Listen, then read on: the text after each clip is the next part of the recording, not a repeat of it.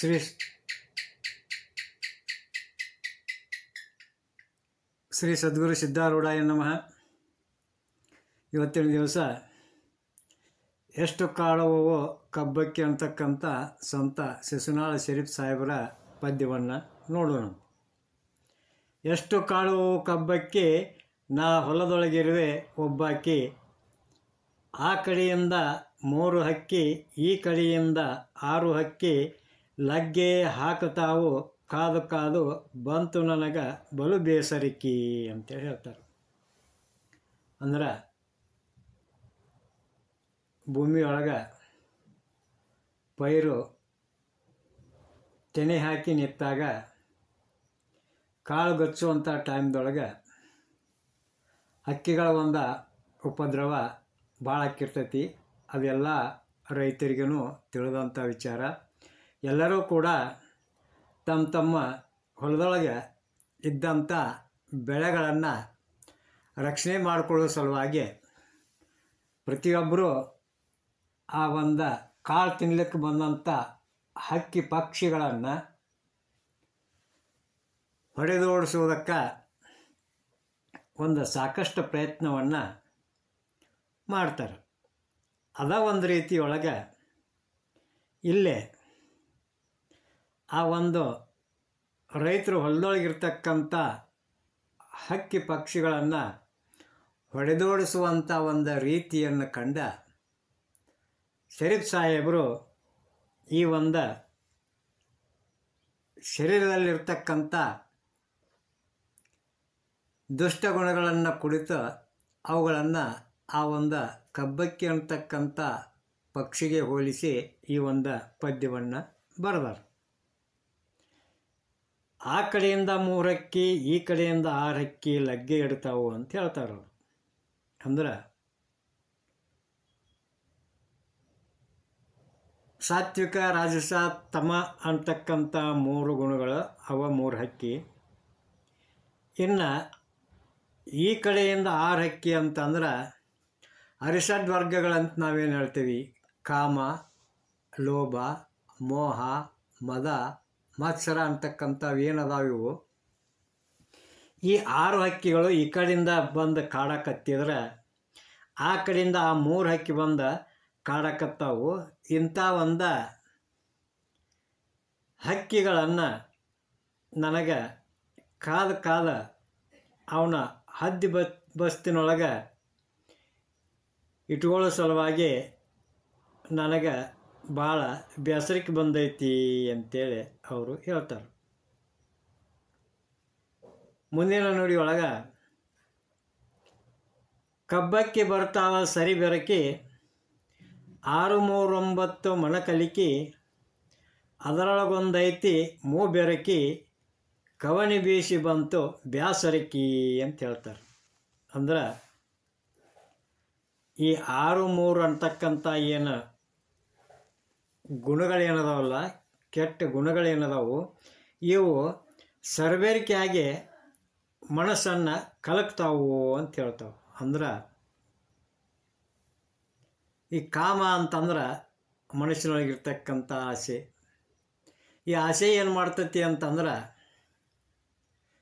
ಈ ಸೃಷ್ಟಿಯೊಳಗೆ ಏನು ಒಂದು ಸುಂದರವಾಗಿರ್ತಕ್ಕಂಥ ಒಂದು ವಸ್ತುವನ್ನು ನೋಡ್ತೈತಲ್ಲ, ಆ ಕಣ್ಣು ನೋಟಕ್ಕೆ ಮನಸ್ಸೋತಂಥ ಮನಸ್ಸು ಆ ವಸ್ತುವನ್ನು ಪಡ್ಕೋಬೇಕು ಅಂತಕ್ಕಂಥ ಒಂದು ಇಚ್ಛೆಯನ್ನು ವ್ಯಕ್ತಪಡಿಸ್ತೈತಿ.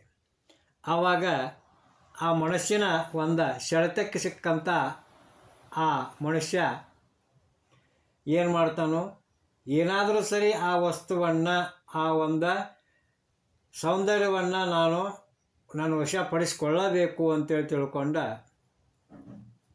ಬಹಳಷ್ಟು ಪ್ರಯತ್ನ ಮಾಡಿ ಬಹಳಷ್ಟು ತೊಂದರೆಗಳನ್ನು, ಕಷ್ಟಗಳನ್ನು ಅನುಭವಿಸಿ ಆ ಒಂದು ವಸ್ತುವನ್ನು ತನ್ನ ವಶ ಮಾಡ್ಕೋತಾನೆ. ಇದು ಕಾಮ. ಇನ್ನು ಆ ಆಸೆ ಪಟ್ಟು ವಶಪಡಿಸಿಕೊಂಡಂಥ ವಸ್ತು ನನ್ನಲ್ಲೇನೇ ಇರಲಿ, ಅದು ಎಂದೆಂದು ಮುಕ್ಕಾಗಬಾರ್ದು, ಅದು ಎಂದೆಂದು ನಾಶ ಆಗಬಾರ್ದು ಅಂತಕ್ಕಂಥ ಒಂದು ಗುಣ ಏನೈತಲ್ಲ, ಅದ ಲೋಭ. ಇನ್ನು ಮೋಹ ಅಂದ್ರೆ ತನ್ನಲ್ಲಿರ್ತಕ್ಕಂಥ ವಸ್ತುವಿನ ಮೇಲೆ ಅತಿಯಾಗಿ ಪ್ರೀತಿಯನ್ನು ಇಟ್ಟ ಆ ವಸ್ತು ನನ್ನಲ್ಲಿಲ್ಲ ಅಂದ್ರೆ ನನಗೆ ಬದುಕಾಕ ಸಾಧ್ಯ ಇಲ್ಲ ಅಂತಕ್ಕಂಥ ಒಂದು ಮನೋಸ್ಥಿತಿನ ಮೋಹ ಅನಿಸ್ಕೋತೈತಿ. ಇನ್ನು ಕ್ರೋಧ ಅಂತಂದ್ರೆ ಸಿಟ್ಟು. ಇದು ಹೆಂಗೆ ಬರ್ತೈತಿ ಅಂದ್ರೆ ತನ್ನಲ್ಲಿರ್ತಕ್ಕಂಥ ಯಾವುದಾದ್ರೂ ಒಂದು ವಸ್ತುವನ್ನು ಯಾರಾದರೂ ಬಂದು ಕದ್ಕೊಂಡು ಹೋಗಕ್ಕೆ ಪ್ರಯತ್ನ ಮಾಡ್ತಾರೋ ಅಂತ ಗೊತ್ತಾದಾಗ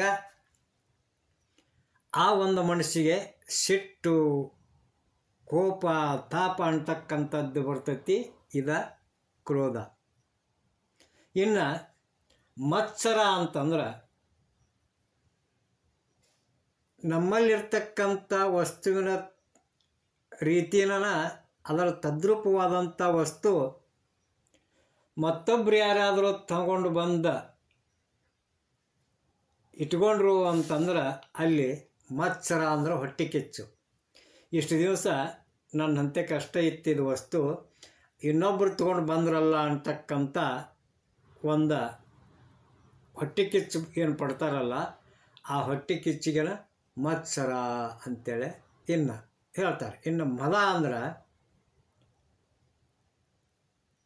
ಈ ಊರೊಳಗನ ನಮ್ಮ ಮನೆಯೊಳಗಿರ್ತಕ್ಕಂಥ ವಸ್ತು ಅಥವಾ ನಮ್ಮ ಮನೆಯಲ್ಲಿರ್ತಕ್ಕಂಥ ವಾಹನ ಯಾವುದೋ ಒಂದು ವಸ್ತು ಇರಲಿ, ಅದು ನಮ್ಮ ಊರೊಳಗೆ ಯಾರ ಹತ್ರನೂ ಇಲ್ಲ ಅಂತಕ್ಕಂಥ ಒಂದು ಹೆಮ್ಮೆ ಅನ್ನುವಂಥದ್ದು ಏನೈತಿ, ಅದ ಗರ್ವ ಅನಿಸ್ಕೋತೈತಿ, ಅದ ಮದ ಅಂತ ಅನಿಸ್ಕೋತೈತಿ. ಹಿಂಗೆ ಇಂಥ ಒಂದು 6 ಅರಿಷಡ್ವರ್ಗಗಳು ಏನು ಮಾಡಕತ್ತಾವು ನನಗಂತಂದ್ರೆ ಮನವನ್ನು ಕಲಿಕಿ ಆ ಮನಸ್ಸನ್ನು ರಾಡಿ ಮಾಡಿ ಅವು ನನ್ನನ್ನು ಆಟ ಆಡ್ಸಾಕತ್ತಾವು. ಅದರಾಗ ಒಂದು ಐತಿ ಭಾಳ ಮೂಬೇರಿಕೆ ಐತಿ ಅಂಥೇಳಿ ಅವ್ರು ಹೇಳ್ತಾರೆ. ಇಂಥ ಒಂದು ಅರಿಷಡ್ವರ್ಗಗಳಂತಕ್ಕಂಥ ಒಂದು ಹಕ್ಕಿಗಳನ್ನು ಹೊಡೆದೋಡಿಸೋ ಸಲುವಾಗಿ ಕವನಿ ಬೀಸಿ ನನಗೆ ಬೇಸರಿಕೆ ಬಂದೈತಿ ಅಂಥೇಳಿ ಹೇಳ್ತಾರೆ. ಇನ್ನು ಕೊನೆ ನುಡಿ ಒಳಗೆ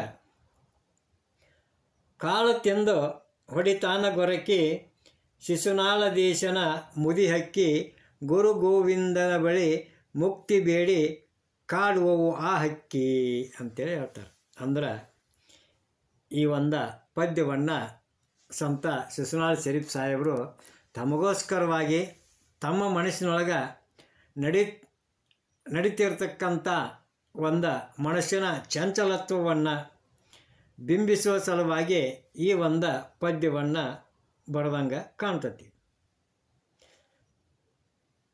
ಕಾಳು ತಿಂದು ಹೊಡಿತಾನ ಗೊರಕಿ ಅಂದ್ರೆ ಹೊಟ್ಟೆ ತುಂಬ ಮೈದಂಥ ಹಕ್ಕಿ ಹೋಗಿ ಗಿಡದ ಮೇಲೆ ಕುಂತ್ಕೊಂಡು ಹೆಂಗೆ ನಿದ್ದೆ ಮಾಡ್ತೈತಲ್ಲ, ಹಂಗೆ ಈ ಒಂದು ಶಿಶುನಾಳ ದೀಶನ ಮುದಿ ಹಕ್ಕಿ ಅಂತ ಹೇಳ್ತಾರೆ ಅವರು. ಅಂದ್ರೆ ಈ ಶಿಶುನಾಳ ದೀಶನ ಎಲ್ಲವನ್ನ ಬಲ್ಲಂಥ ಸುಜ್ಞಾನದಿಂದ ಮುದಿಯಾಗಿರ್ತಕ್ಕಂಥ ಹಕ್ಕಿ ಯಾರು ಅಂದ್ರೆ ಸಂತ ಶಿಶುನಾಳ ಶರೀಫ್ ಸಾಹೇಬರು ಗುರು ಗೋವಿಂದನ ಬಳಿ ಮುಕ್ತಿ ಬೇಡಿ ಕಾಡುವ ಹಕ್ಕಿ ಅಂತ ಹೇಳ್ತಾರೆ. ಅಂದ್ರೆ ಆ ಶಿಶುನಾಳ ದೀಶನ ಶಿಷ್ಯನಾಗಿರ್ತಕ್ಕಂಥ ಒಬ್ಬ ಭಕ್ತನಾಗಿರ್ತಕ್ಕಂಥ ಸುಜ್ಞಾನಿ ಮುದಿ ಹಕ್ಕಿ ಅಂದ್ರೆ ಶರೀಫ್ ಸಾಹೇಬರು ತಮ್ಮ ಗುರುಗಳಾದಂಥ ಗುರು ಗೋವಿಂದ ಭಟ್ರ ಹತ್ರ ಮುಕ್ತಿಯನ್ನು ಬೇಡಿ ಆ ಗುರುಗಳನ್ನು ಕಾಡಕತ್ತೈತಿ ಅಂತೇಳಿ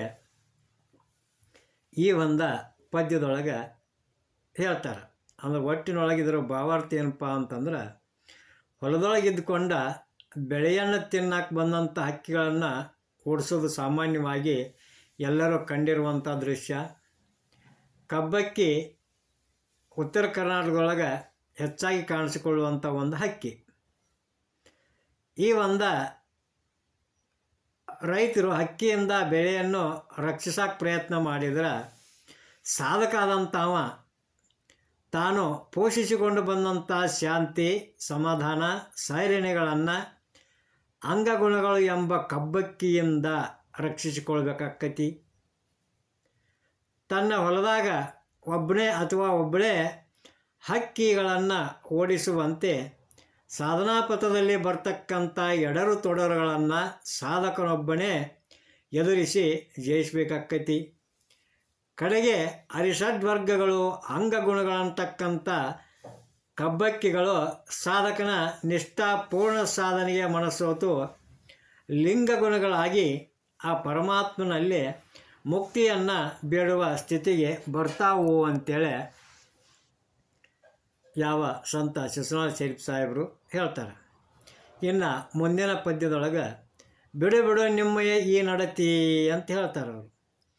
ಬಿಡು ಬಿಡು ನಿಮ್ಮಯ ಈ ನಡತಿ ಸಲ್ಲದು ರೀತಿ ಪಡವಿಯೊಳಗೆ ನಮ್ಮ ಗಡುವಿಯಾತಕ ನಿಮಗೆ ನುಡಿಯದೊಂದನು ನೀನು ನಡೆ ನಡೆ ಮನೆಗೆ ಅಂತ ಹೇಳ್ತಾರೆ. ಅಂದ್ರೆ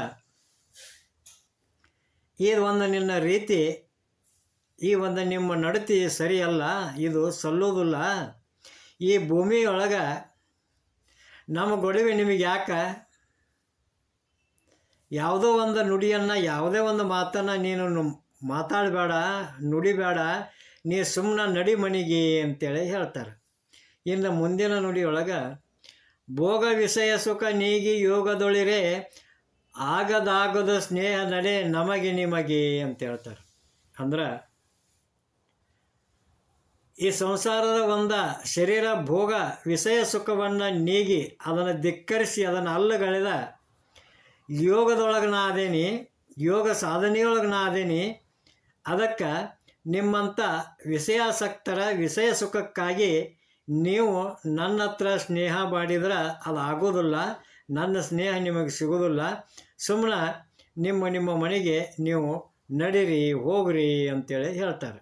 ಇನ್ನು ಕೊನೆ ನುಡಿಯೊಳಗೆ ಧರೆಯೊಳು ಶಿಶುನಾಳಧೀಶನು ಕಂಡರೀಕ್ಷಣ ಹೊರಗೆ ಹಾಕಿಸುವನು ಭರದಾಂಗ ಅಂತ ಹೇಳ್ತಾರೆ. ಅಂದ್ರೆ ಈ ಒಂದು ಭೂಮಿಯೊಳಗೆ ಶಿಶುನಾಳ ಶರೀಫ್ ಸಾಹೇಬರು ಏನು ಹೇಳ್ತಾರೋ ಅಂತಂದ್ರೆ,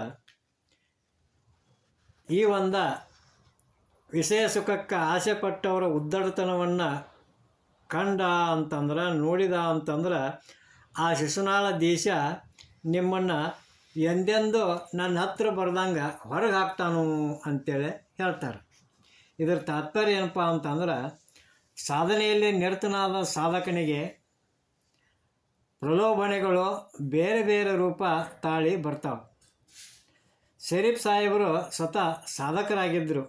ಕೇವಲ ಸಾಧಕರಷ್ಟೇ ಅಲ್ಲ, ಸುಂದರವಾದ ದೇಹ, ಆಕರ್ಷಕ ವ್ಯಕ್ತಿತ್ವ, ನೋಡುವವರಿಗೆ ಸ್ನೇಹ ಮಾಡಬೇಕಂತಕ್ಕಂಥ ಬಯಕೆಯನ್ನು ಉಂಟು ಮಾಡುವಂಥ ಅನೇಕ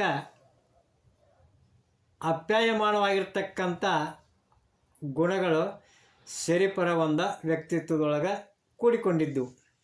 ಈ ಕಾರಣದಿಂದ ಅವರ ಜೀವನದೊಳಗೆ ಕೆಲವು ಬಾರಿ ಸ್ತ್ರೀಯರು ಆಕರ್ಷಣೆಗೊಂಡು ಅವರಿಂದ ಕಾಮ ಪ್ರೇಮ ಸುಖಕ್ಕಾಗಿ ಪ್ರಯತ್ನ ಮಾಡಿದ್ದು ಉಂಟು.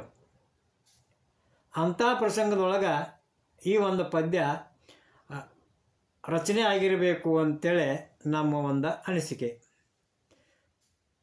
ಸಂಸಾರ ಸುಖಭೋಗವನ್ನು ನೀಗಿ ತ್ಯಾಗ ಮಾಡಿ ಯೋಗದಲ್ಲಿರ್ತಕ್ಕಂಥ ನಾನು ನಿಮ್ಮೊಂದಿಗೆ ಸ್ನೇಹ ಮಾಡೋಕ್ಕೆ ಸಾಧ್ಯ ಇಲ್ಲ, ಸುಮ್ಮನೆ ಮನೆಗೆ ಹೋಗಿ ಪರಮಾತ್ಮನ ದರ್ಶನ ಆಯ್ತು ಅಂತಂದ್ರೆ ಎಂದೆಂದಿಗೂ ನಿಮ್ಮ ಸಹವಾಸ ಆಗದಂಗೆ ನಿಮ್ಮನ್ನು ನನ್ನಿಂದ ದೂರ ಮಾಡಿ ಹೊರಗೆ ಹಾಕಿಸ್ತಾನು. ಅವ ಹೊರಗೆ ಹಾಕೋಕ್ಕಿಂತ ಮುಂಚಿತವಾಗಿನ ನೀವು ನಿಮ್ಮ ಮನೆಗೆ ಹೋಗಿಬಿಡ್ರಿ ಅಂತೇಳಿ ಶರೀಫ್ ಸಾಹೇಬರು ಈ ಒಂದು ಪದ್ಯದೊಳಗೆ ಹೇಳ್ಯಾರ. ಇಲ್ಲಿವರೆಗೂ ನಾವು ಈ ಮಾಯೆಗೆ ಸಂಬಂಧಪಟ್ಟಂಥ ಪದ್ಯಗಳನ್ನು ನೋಡಿದ್ದೀವಿ. ಇನ್ನು ನಾಳೆಯಿಂದ ಲೋಕನೀತಿ ರಸಾಯನ ಅಂತಕ್ಕಂಥ ಭಾಗದೊಳಗೆ ಸಂತ ಶರೀಫ್ ಸಾಹೇಬರು ಈ ಲೋಕನೀತಿಯನ್ನು ತಮ್ಮ ಪದ್ಯದೊಳಗೆ ಯಾವ್ಯಾವ ರೀತಿಯೊಳಗೆ ವರ್ಣನೆ ಮಾಡ್ಯಾರ ಅನ್ನುವಂಥದ್ದನ್ನು ನಾಳೆಯಿಂದ ನಾವು ನೀವು ನೋಡೋಣಂತ ಹೇಳುವಲ್ಲಿಗೆ ಬೋಧ ಒಂದೇ ಬ್ರಹ್ಮನಾದ ಒಂದೇ ಶಿಶುನಾಳ ದೇಶನ ಭಾಷೆ ಒಂದೇ ಅಂತ ಹೇಳ್ತಾ ಇವತ್ತಿನ ಪ್ರವಚನಕ್ಕೆ ಮಂಗಲವನ್ನು ನೀಡೋಣಂತ. ಜೈ ಮಂಗಲಂ, ಜೈ ನಮಃ ಪಾರ್ವತೀಪತಿ ಶಿವ ಹರ ಹರ ಮಹಾದೇವ. ಶ್ರೀ ಸದ್ಗುರು ಸಿದ್ಧಾರೂಢಾಯ ನಮಃ. ಶ್ರೀಮನ್ಯ ಜೀವನ ಶಿವಯೋಗಿ ಮಹಾರಾಜ್ ಕಿ ಜೈ.